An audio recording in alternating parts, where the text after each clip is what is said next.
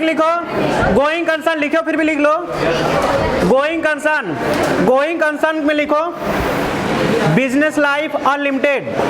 Going concern heading है, उसके अंदर लिखो बिजनेस लाइफ अनलिमिटेड, फिर उसमें भी शॉर्टकट में लिखो depreciation charge by this method, है ना, सॉरी डेप्रिसिएशन चार्ज, ओनली लिख लो डेप्रिसिएशन चार्ज। कहने मतलब है कि जो गोइंग कंसर्न कॉन्सेप्ट है यह किस लिए अप्लाई करते हैं हम लोग कि इसके जो अकॉर्डिंग हम लोग मानते हैं जो हमारा बिजनेस है वह अनलिमिटेड पीरियड तक चलता रहेगा, ठीक है ना। और जो डेप्रिसिएशन चार्ज करते हैं किसकी वजह से चार्ज करते हैं, गोइंग कंसर्न कॉन्सेप्ट की वजह से ही डेप्रिसिएशन चार्ज करते हैं। आज समझ में ना, डेप्रिसिएशन कैसे चार्ज करते हैं, गोइंग कंसर्न कॉन्सेप्ट की वजह से। नेक्स्ट हेडिंग लिखो कॉस्ट कंसेप्ट, नोट्स में है फिर भी हेडिंग लिखो कॉस्ट कॉन्सेप्ट, लिखो transaction record on acquisition price, transaction record on acquisition price और historical cost, transaction record on acquisition price और हिस्टोरिकल कॉस्ट। कहने मतलब है कि जो भी ट्रांजैक्शन हम करेंगे जिस समय उसका वैल्यू था उसी वैल्यू पर रिकॉर्ड करेंगे। एज्यूम करो हमने कोई मशीन खरीदा 10 लाख का, ठीक है ना, आज उसका वैल्यू हो गया 15 लाख पे, तो हम किस में रिकॉर्ड करेंगे, 10 लाख पे, जो एक्चुअल में उसका एक्विजिशन कॉस्ट था। आज समझ में ना। नेक्स्ट लिखो separate entity concept, separate entity concept. Next heading लिखो separate entity concept. Separate entity concept क्या बताता है, बिजनेस अलग और बिजनेसमैन अलग, है ना। सेपरेट एंटिटी कॉन्सेप्ट क्या बताता है, बिजनेस अलग और बिजनेसमैन अलग। एक क्वेश्चन तुम्हारा एंट्रेंस एग्जाम में पूछा, इससे क्या पूछा हुआ है कि किस कॉन्सेप्ट की वजह से बिजनेसमैन अपने ही बिजनेस का एज ए आउटसाइडर पर्सन माना जाता है, तो आंसर क्या होगा, सेपरेट एंटिटी कॉन्सेप्ट। समझ में आया ना। सेपरेट एंटिटी कॉन्सेप्ट के अकॉर्डिंग बिजनेसमैन अपने ही बिजनेस का खुद का एज ए आउटसाइडर पर्सन माना जाता है, ठीक है ना। चलो नेक्स्ट हेडिंग लिखो money measurement concept, money measurement concept लिखो। मनी मेजरमेंट कॉन्सेप्ट लिख दो, only those transaction event are recorded, only those transaction and event are recorded which are measured in money, only those transaction and event are recorded which are measured in money। करा कि वही transaction या event को हम record करेंगे जिसको हम money में मेजर कर सकते हैं। समझ में आ गया ना। अब लिखो उसी में लिखना कॉन्फ्लिक्ट बिटवीन एम्प्लॉय, लिखो conflict between employ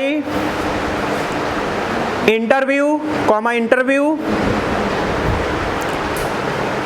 efficiency of worker, efficiency of worker, strike by employee, these are not recorded। समझ में आ गया ना। कह रहा है कि मनी मेजर कॉन्सेप्ट की वजह से जो एक एम्प्लॉय से दूसरे एम्प्लॉय के बीच में कॉन्फ्लिक्ट है, एक डिपार्टमेंट का दूसरे डिपार्टमेंट के बीच में जो कॉन्फ्लिक्ट है ना, जो मैनेजर या फिर एम्प्लॉय का इफिशियंसी है उन सबको हम मेजर नहीं कर सकते मनी में, इस वजह से हम क्या करते उसको रिकॉर्ड नहीं कर सकते। समझ में आ गया ना। अब तुम्हारा क्वेश्चन पुटअप कर सकता है कि जो स्ट्राइक करते हैं एम्प्लॉय, देखो उसका इनडायरेक्ट रूप से प्रॉफिट पे तो इम्पैक्ट पड़ेगा। अगर एम्प्लॉय स्ट्राइक करेगा, ठीक है, तो वैसे उसका प्रोडक्शन होगा नहीं, जब प्रोडक्शन नहीं होगा तो क्या होगा, उसको हम सेल नहीं करेंगे, सेल नहीं करेंगे तो अल्टीमेटली हमको प्रॉफिट तो नहीं होगा, लॉस तो होगा, बट हम उसको रिकॉर्ड नहीं करते हैं। हाँ समझ में ना। नेक्स्ट लिखो consistency concept, consistency, consistency concept क्या बताता है कि जो भी हम मेथड अप्लाई करेंगे उसको ईयर बाय ईयर कंटिन्यू करेंगे। कंसिस्टेंसी का मतलब क्या होता है, कोई भी जैसे डिप्रिसिएशन चार्ज करेंगे फिक्स इंस्टॉलमेंट मेथड से या फिर डिमिनिशिंग बैलेंस मेथड से, तो उसको हम क्या करेंगे, उसको रिकॉर्ड करते रहेंगे उसी मेथड। अगर हमको उसको चेंज करना है तो किस पर चेंज करेंगे, रेट्रोस्पेक्टिवली चेंज करेंगे। रेट्रोस्पेक्टिवली का मतलब क्या होता है कि जब हमको चेंज करना होगा तो उसको स्टार्टिंग से चेंज करेंगे। कैसे करेंगे अंजलि, उसको स्टार्टिंग से चेंज करेंगे। समझ में आ गया ना, आपको बीच में से चेंज नहीं करना है, ठीक है। तो कंसिस्टेंसी कॉन्सेप्ट क्या बताता है कि कोई भी मेथड या कोई भी प्रिंसिपल, कोई भी पॉलिसी अगर अडॉप्ट करते हैं तो उसको ईयर टू ईयर कंटिन्यू करेंगे। समझ में आ गया? नेक्स्ट लिखो, नेक्स्ट लिखो,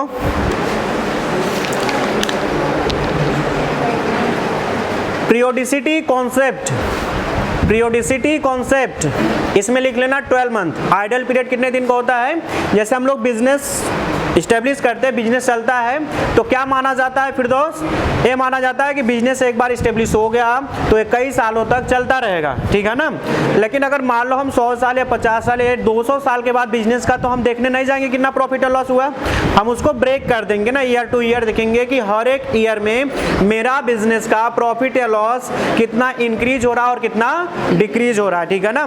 तो नितेश से बताओ, पीरियोडिसिटी कॉन्सेप्ट में आइडियल पीरियड कितने दिन का होता है? 15 महीने, 2 साल या फिर नॉन ऑफ दिस?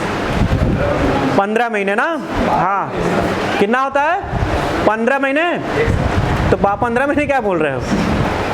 एक क्वार्टर बढ़ा दे रहे हो, बताओ। 5 क्वार्टर हो जाएगा ना 15 में, 4 ही क्वार्टर लेना है। चलो नेक्स्ट लिखो, matching concept. Matching concept, matching concept क्या बताता है? जितना आपका प्रॉफिट होगा उतना आपका लॉस होगा, है ना। जितना आपका रेवेन्यू साइड का आइटम होगा उतना ही आपका क्या होगा? इनकम एक्सपेंसेस साइड का आइटम होगा। मैचिंग कॉन्सेप्ट के अकॉर्डिंग जैसे रेवेन्यू आपका 10,000 है और एक्सपेंसेस आपका 8,000 है, तो उसको मैच कराने के लिए डेबिट में हम लिखते हैं टू प्रॉफिट 2,000। है समझ में ना। तो मैचिंग कॉन्सेप्ट की वजह से ही आपका प्रॉफिट या लॉस पता चलता है, ठीक है ना। तो इसमें लिख लो profit and loss find out by this method. है समझ में ना। मतलब शॉर्टकट में जैसे कोई भी मेथड आपको याद करो, तुम्हें आपको की पॉइंट, आपको लॉन्ग आपको नोट्स में है, उससे लॉन्ग पढ़ना है तो आपको बुक में है, बट आपको एग्जाम के लास्ट समय में क्या याद करना है कि की पॉइंट, कि जैसे मान लो गोइंग कंसर्न जैसे ही नाम आए क्या क्लिक करना चाहिए कि डेप्रिसिएशन इसी तरीके से चार्ज करते, इसी वजह से चार्ज करते हैं। गोइंग कंसर्न का नाम आते ही आपको क्या पता चलना चाहिए कि बिजनेस एक बार स्टेब्लिश करेंगे तो लाइफ टाइम तक चलता रहेगा। है समझ में ना। नेक्स्ट लिखो टॉपिक,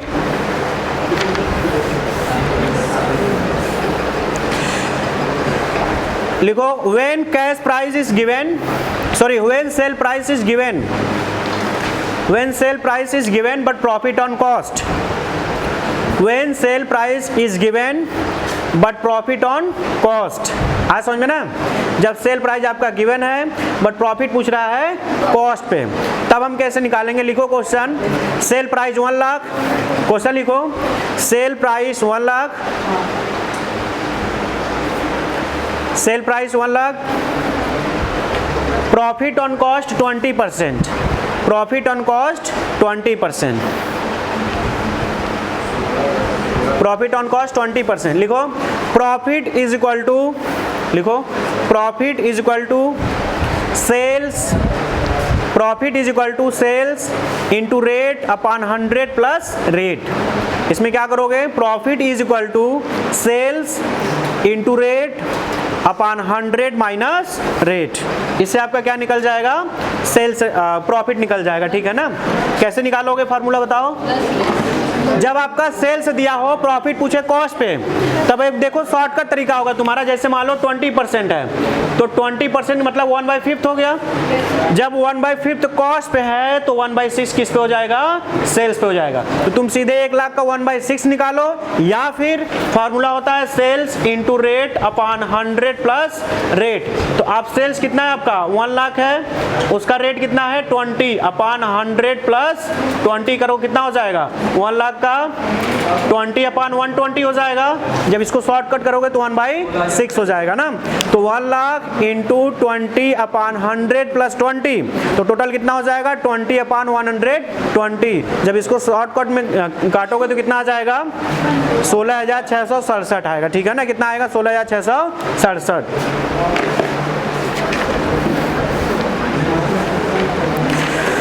चलो लिखो rules of debit and credit. Heading लिखो rules of debit and credit.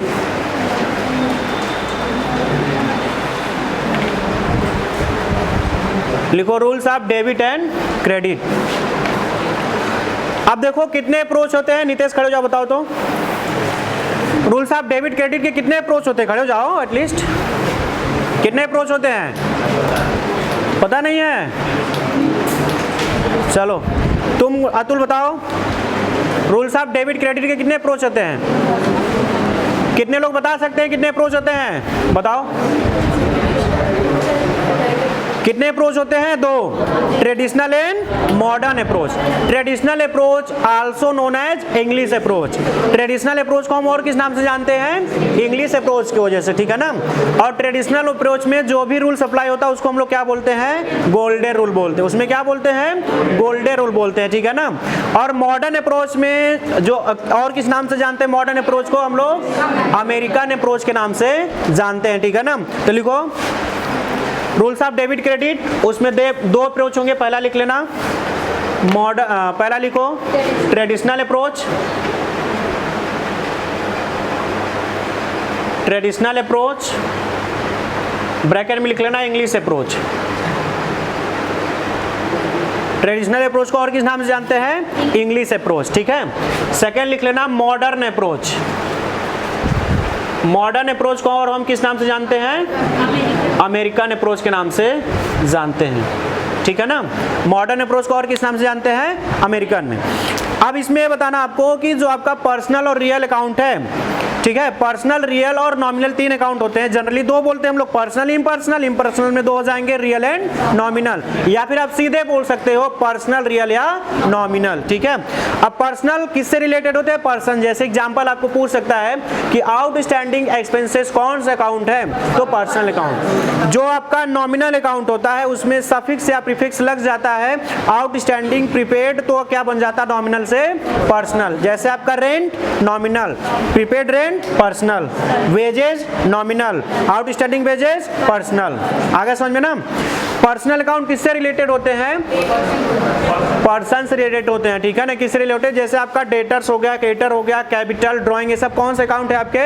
Personal account. इसके रूल्स क्या हैं? डेबिट द रिसीवर और क्रेडिट द गिवर। जो रिसीव करेगा उसको डेबिट और जो गिव करेगा उसको क्रेडिट करेंगे, ठीक है ना। और रियल अकाउंट का रूल्स क्या होता है? Debit what comes in, credit what goes out. जो कुछ भी एसेट्स बिजनेस में आएगा उसको करेंगे डेबिट, और जो कुछ भी एसेट बिजनेस से बाहर जाएगा उसको क्या करेंगे? क्रेडिट। नॉमिनल का रूल्स क्या होता है? Debit all expenses and losses, credit all income and gains, ठीक है ना। जितने सारे एक्सपेंसेस और लॉसेस होंगे डेबिट, और जितने सारे इनकम और गेन होंगे उसको क्या करेंगे? क्रेडिट करेंगे। हाँ समझ में ना। अब ये तो तुम ऑलरेडी पढ़े हो, तुमको क्या पढ़ना है? Modern approach. मॉडर्न अप्रोच में अकाउंट लिखो। पहला लिखो एसेट्स अकाउंट, मॉडर्न अप्रोच में लिखो assets account and losses account, losses या एक्सपेंसेस। इसका रूल्स क्या होता है? इंक्रीज होगा तो डेबिट और डिक्रीज होगा तो क्रेडिट। समझ में आ गया ना। एसेट्स या एक्सपेंसेस या लॉसेस अकाउंट जो होंगे, इंक्रीज पे क्या करेंगे? डेबिट, और डिक्रीज पे क्या करेंगे? क्रेडिट करेंगे। आ समझ में ना। एसेट्स, और इसमें कितने अकाउंट होते हैं? 5। मॉडर्न अप्रोच में कितने अकाउंट होते हैं? 5। कौन कौन? एसेट्स और एक्सपेंसेस 2 हो गया, और 3 किधर हो जाएंगे? लायबिलिटीज, कैपिटल एंड रेवेन्यू या इनकम। आगे समझ में ना कौन कौन है? Liabilities, capital, revenue. समझ में आ गया ना। इसका रूल से एक जैसे होंगे, इंक्रीज होगा तो क्रेडिट, डिक्रीज होगा तो डेबिट। इसका सीधा रिलेशन है। जो बट आपका एसेट्स और एक्सपेंसेस है, इंक्रीज होंगे तो डेबिट और डिक्रीज होंगे तो क्रेडिट। आगे समझ में ना। अब जो तुम्हारा एसेट्स है, जैसे एग्जांपल है कि बिल्डिंग परचेज करेंगे, तो बिल्डिंग परचेज करोगे तो मॉडर्न कंसेप्ट के अकॉर्डिंग क्या होगा? बिल्डिंग कौन से अकाउंट आएगा? एसेट्स। परचेज करोगे तो तुम्हारे क्या होगा? बिजनेस पे बिल्डिंग आएगा, है ना। बिल्डिंग जब आएगा तो क्या होगा? बिल्डिंग बढ़ेगा, है ना। बिजनेस में एसेट बढ़ रहा है ना, तो उसको क्या करोगे? डेबिट। अगर कि तुम उधारी खरीदते हो किसी से, मान लो मिस्टर ए से गुड्स उधारी खरीदो बिल्डिंग, तो अब क्या होगा? वो गिवर हो गया, है ना। ट्रेडिशनल के अकॉर्डिंग क्या हो गया, गिवर हो गया तो क्रेडिट कर देंगे। बट तुम्हारा मॉडर्न के अकॉर्डिंग कैसे क्रेडिट करोगे, मॉडर्न के अकॉर्डिंग वो तुम्हारा क्या है, क्रेडिटर है, वो तुम्हारा क्या है, क्रेडिटर। क्रेडिटर मतलब लायबिलिटीज। जब हम उधारी मशीन खरीदे तो मेरा क्या हो गया, लायबिलिटीज बढ़ा, है ना, तो लायबिलिटीज इंक्रीज होगा तो क्या करेंगे, डेबिट, सॉरी लायबिलिटी इंक्रीज होगा तो क्या करेंगे, क्रेडिट, और इधर एसेट्स इंक्रीज होगा तो क्या करेंगे, डेबिट। समझ में आ गया ना। तो मॉडर्न कॉन्सेप्ट में जितने सारे अकाउंट्स है उसके कितने अकाउंट्स है, 5, बट उसके रूल्स कितने हैं, 2, है ना। ट्रेडिशनल में अकाउंट है 3, उसके रूल्स भी है 3, बट मॉडर्न में कितने हैं, अकाउंट है 5 और रूल्स हैं 2। कौन कौन अकाउंट है बताओ गोपाल, एसेट्स एंड एक्सपेंसेस एक जैसे रूल चलेंगे, लायबिलिटीज कैपिटल और रेवेन्यू का एक जैसे चलेगा। लायबिलिटीज कैपिटल रेवेन्यू अगर इंक्रीज होंगे तो डेबिट, सॉरी लायबिलिटीज कैपिटल और रेवेन्यू अगर इंक्रीज होंगे तो क्रेडिट और डिक्रीज होंगे तो डेबिट। एसेट्स और एक्सपेंसेस का उल्टा रिलेशन होगा, इंक्रीज पर डेबिट और डिक्रीज पे क्रेडिट होगा। आ समझ में ना। नेक्स्ट लिखो आगे,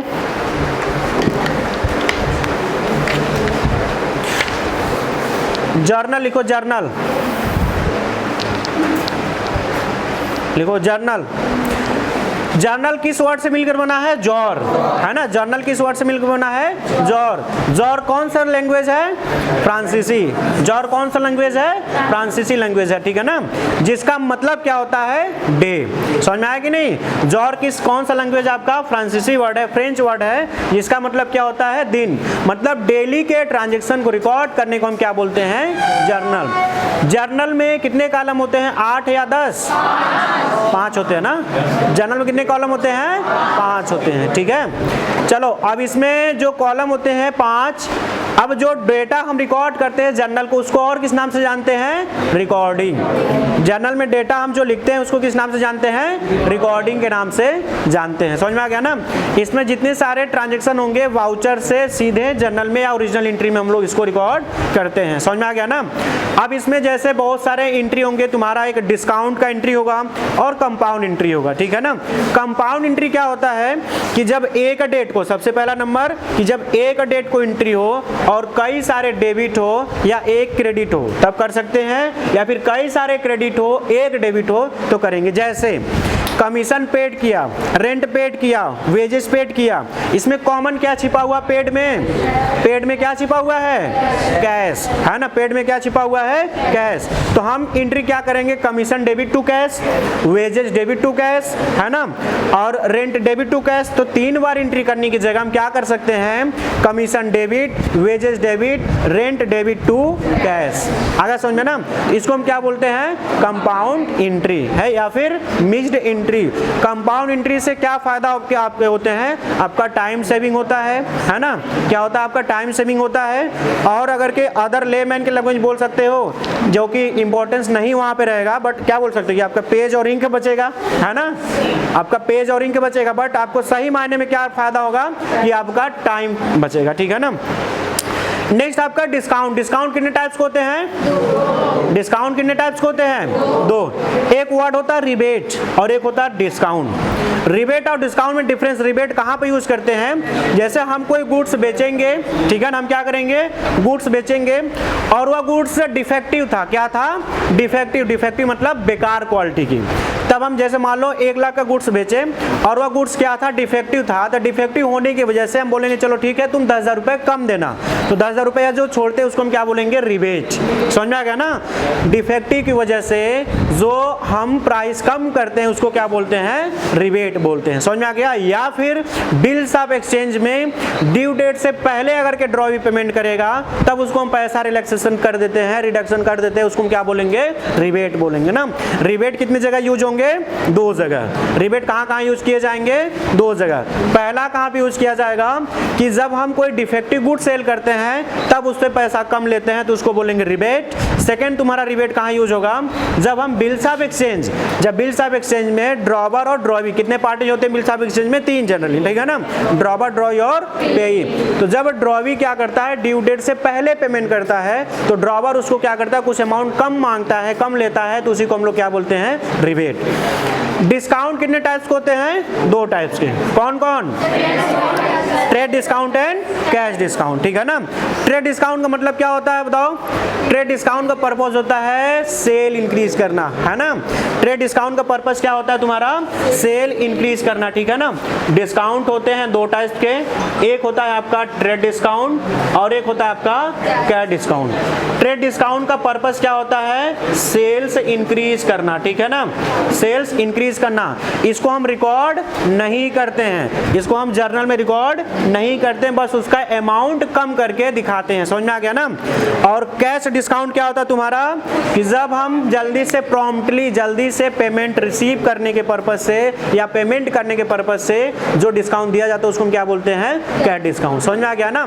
जैसे एग्जांपल में हम किसी शॉप में जाते हैं, ठीक है ना, या फिर कुछ भी परचेज करने के लिए, तो जनरली हम लोग जाते, मान लो कोई गुड्स 1000 का है तो कहेगा ठीक है आप कुछ कम दे दीजिएगा, चलिए 900 रुपये दे दीजिए, ठीक है ना। और थोड़ा सा हम लोग के एज वाले जाएंगे, कहेगा और थोड़ा कम करो, बोलेगा 800। अगर मम्मी चल गई तो 1000 रुपये, तो उनका सीधे होगा 250 में देना दो ना, हम दूसरे के यहाँ जाएँ। अगर मम्मी गई तो क्या बोलेंगे? 250 में देना दो ना, हम दूसरे यहाँ जाएँ। अब ये 250 पे आ गई, वो 1000 पे है। अब वो धीरे धीरे 900 पे आएगा, 800 पे आएगा, 700 पे आएगा, वो 700 पे आके टंग जाएगा, 300 पे टंग जाएंगी, ठीक है। अभी भी 400 का गैप है, लेकिन देखने वाली बात होती है, तुम भले तुम उब जाओ, कहोगे मम्मी दे दो, लेकिन कहीं रुको। अब उनका अगर 250 बोली है तो 400 के ऊपर तो नहीं देंगी, ठीक है ना। तो कहने मतलब यह है कि जो तुम्हारा ट्रेड डिस्काउंट होता है, जो ट्रेड डिस्काउंट हम मुंह बना के छुड़वा लेते हैं उसको बोलेंगे ट्रेड डिस्काउंट, है ना। कहेंगे कुछ छोड़ दो, ठीक है ना, वो हो जाएगा आपका ट्रेड डिस्काउंट। अब जैसे मान लो कि ये रत्नेश है, बाहर आ जाओ रत्नेश, ठीक है। अब जैसे मान लो ये रत्नेश है ना, और अभी डेंगू से उबर के आया हुआ है, तो एक्चुअली डेंगू इसको नहीं हुआ था, डेंगू को ये हो गया था, ठीक है ना। तो अब जैसे मान लो रत्नेश हो गया, और तुम भी आ जाओ, बहुत मुस्कुरा रहे हो, तुम इतना क्यों मुस्कुरा रहे हो? हाँ, क्यों मुस्कुरा रहे इतना? बात है चलो, एक्चुअली अब मेरा सही वाला हो तो कब से पढ़ा रहे थे वैसे जी। मेरा मेन बिजनेस देखो ये है। अब जैसे ये दोनों लोग आपस में शर्मा रहे हैं, देख लो ना एक बार अच्छे से, देखो प्रतीक सर, चलिए अब इसमें होगा क्या, ध्यान से देखना। आप जैसे मान लो कि ये जाते हैं इनके यहाँ गुड्स खरीदने के लिए, ठीक है, एक बार इन लोगों का चेहरा दिखा दीजिए, अच्छा घुमा दीजिए इसको थोड़ा थोड़ा। अब जैसे सपोज करिए कि ये क्या करते हैं, इनका बिजनेस है, ठीक है ना। ये बिजनेस किसका करते हैं? जैसे मलेरिया होता है ना, उसी तरीके से लबरिया का दवाई देते हैं, ठीक है ना। अब ये क्या करते हैं कि अब ये इनको गुड्स बेचते हैं 1 लाख रुपए का। मान लो कि अरे उधर दिखाइए ना, हाँ। अब जैसे मान लो कि ये मोबाइल है 10,000 का, ठीक है ना, मोबाइल उनको बेचिए। अब ये बोलते हैं कि अब ये कितने का मोबाइल है? 10,000 का है, बट वो बोलेगा कि हम आपको ये बोलेंगे कि हम आपको 20% छोड़ देंगे। कितना छोड़ेंगे? 20%, ठीक है ना। अब 20% छोड़ने के लिए बोल रहे हैं, अभी इन लोग दिखाए जब एग्जाम्पल समझा रहे हैं तो आगे 20% बोल रहे हैं कि इनका हम छोड़ेंगे, ठीक है ना। तो वो जो 20% पैसा छोड़ के कितना पैसा इनको देना के लिए बोलेगा? 8,000। कितने के लिए बोलेगा? 8,000 के लिए, ठीक है ना। तो अब 8,000 जब बोलेंगे कि दो, तो कहेगा कि पैसा नहीं लाए हैं, है ना। क्या कहेंगे? कि पैसा नहीं लाए हैं। तब इनका धड़कन 72 से 100 बार हो जाएगा ना, कि अब तो गया, मतलब किसी तरह आप सामान तो दे दिए। अब क्या होगा कि इसको और लालच देगा, कहेगा अगर तुम शाम तक या कल तक या परसों तक पैसा अगर तुम दे देते हो, या विद इन 10 डेज तक, तो जो 8,000 रुपये है ना, वो तुमको हम 1,000 रुपये और छोड़ देंगे। तो जो गुड्स बेचने के बाद जो पैसा रिसीव करते समय डिस्काउंट देंगे उसको हम क्या बोलेंगे? Cash discount. और जो गुड्स बेचते समय मुंह बना के पैसा छुड़वाएंगे उसको क्या बोलेंगे? ट्रेड डिस्काउंट बोलेंगे, ठीक है ना। बैठ जाओ, ताली बजा दे लोग। चलो नेक्स्ट देखो, ट्रेड डिस्काउंट का एंट्री नहीं करते हैं, बस उसका अमाउंट डिडक्ट करके दिखाते हैं, ठीक है ना। और जो तुम्हारा कैश डिस्काउंट है उसकी एंट्री किया जाएगा। कैश डिस्काउंट कैलकुलेट करते हैं कैश ट्रांजैक्शन पे। कैश डिस्काउंट किस पे कैलकुलेट करते हैं? कैश डिस्काउंट पे। समझ में आ गया ना। चलो एक क्वेश्चन लिखो, एक क्वेश्चन लिखो। Goods purchase from Mohan goods purchase from Mohan, goods purchase on Mohan for ₹2000, goods purchase from Mohan for ₹2000,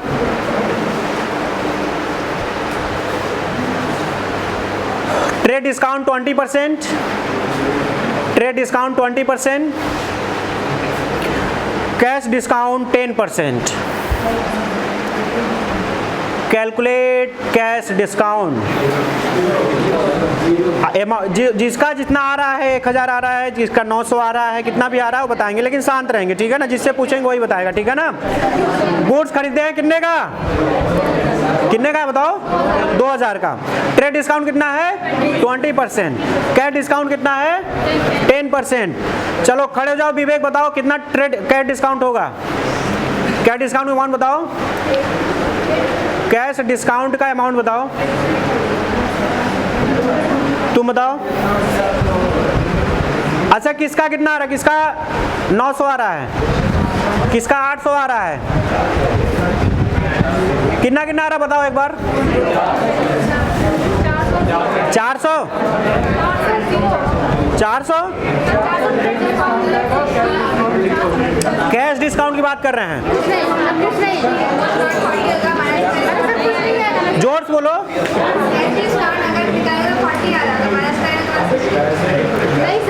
इसमें बैठ जाओ, इसमें कैश डिस्काउंट निकलेगा ही नहीं, बिकॉज ट्रांजैक्शन क्या है, क्रेडिट पे है, उधारी है।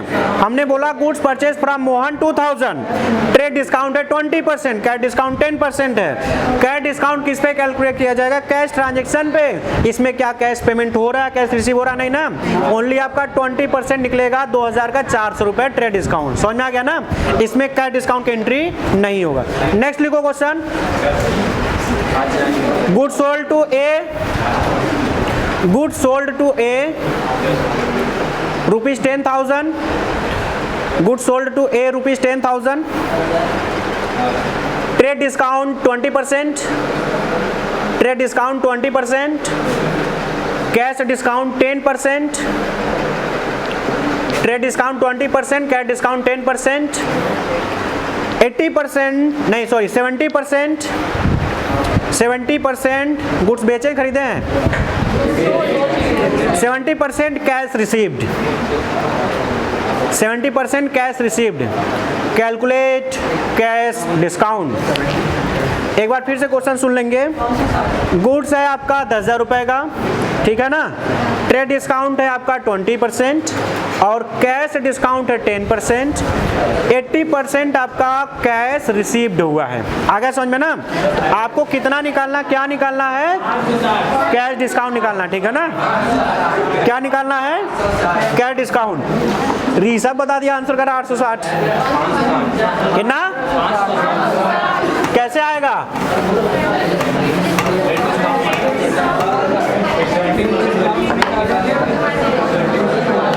इधर देखो, ध्यान से देखो सभी लोग। गुड्स कितने का है, अब 10,000 का 20% माइनस करो, 2,000 माइनस हो जाएगा, कितना बचेगा, 8,000 में 70% नगद हो गया, कितना हो जाएगा, 8,000 का 70% 5,600। तो जो आपका नगद ट्रांजैक्शन है 5,600, इसी पे का डिस्काउंट निकलेगा 10%, कितना आएगा 560। क्या डिस्काउंट कितना आएगा, 560 आएगा। समझ गए ना। आप 10,000 का 20% माइनस करके 8,000 पे 10% नहीं निकालना है, 8,000 का जो 70% है उसका निकालेंगे 10%, ठीक है ना। यहाँ पर आओ, एक बार आओ फिर छोड़ देंगे, आओ सबको क्लास छोड़ देंगे।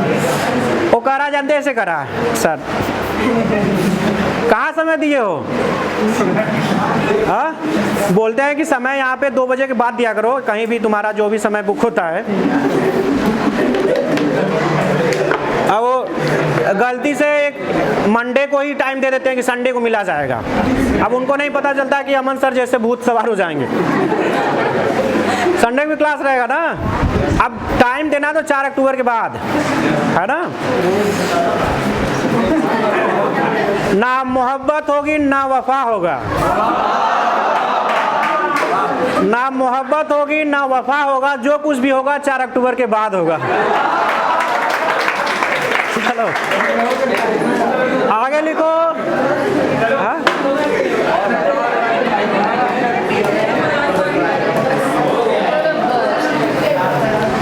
बस नहीं, जब शादी हुआ तो ऑटो में जाओगी, पर बस में जाएंगे। एक संस्था खोलेंगे कैसे शादी के बाद रोया जाए, क्योंकि रोने नहीं आता अब ना सबको। और कैमरा देख रहे हो, कैमरा देख रहे हो तुम लोग, ठीक है। जब बैठोगे कार में तो वहाँ पे हम पहुँच जाएंगे प्रतीक सर के साथ। आपको कैसा लग रहा है?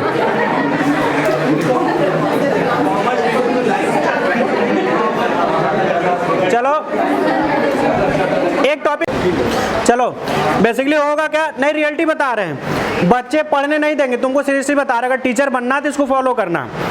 अगर तुम बच्चे पढ़ने नहीं देंगे, लेकिन जैसे एग्जाम आएगा कहेगा पढ़ाया नहीं। पढ़ने वही नहीं देंगे, लेकिन जैसे एग्जाम खराब जाएगा या फिर नहीं हो पाएगा, एग्जाम किसी रीजन से खराब गया, नहीं तैयारी हो पाएगा, कहेगा पढ़ाएगा नहीं। इस वजह से सुनो सभी की, लेकिन करो अपने मन की, ठीक है ना। और सबसे बड़ी बात है कि जो हानिकारक होता है वही अच्छा होता है ना। बाबू सेहत के लिए हानिकारक है तो, है ना। अरे बाबू वाला चले गए। मेरे बाबू ने थाना थाया कि नहीं? तुम नहीं थाओगे तो हम नहीं थाएंगे, ठीक है।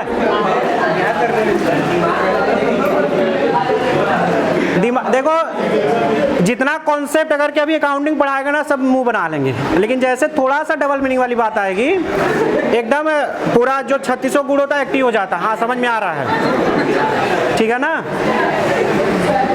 चलो अच्छा ठीक है। लेजर क्या होता है? जर्नल से डेटा लेजर में ट्रांसफर करते हैं, उसको क्या बोलते हैं?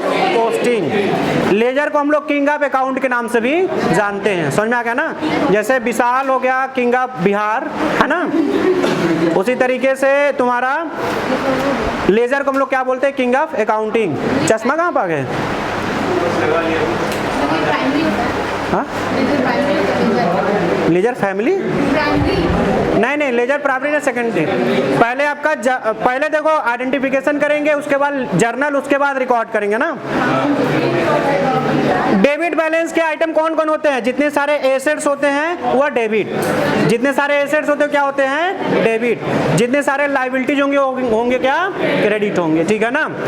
तो चलो आज के लिए इतना ही। अंदर बहुत गाली दे रहे हो।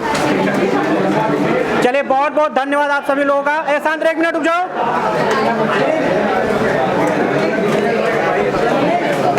इतना शांत 1 मिनट सुन लो। कोऑपरेट करने के लिए बहुत बहुत धन्यवाद। और ये वीडियो यूट्यूब पे जाएगा, और एक चैनल और है प्रभु सर ब्लॉग करके, आज संकट मोचन का दर्शन कराए हैं, कर लेना, ठीक है। और ज़्यादा से ज़्यादा चैनल को लाइक करें, सब्सक्राइब करें और शेयर करें, ठीक है। Thank you very much.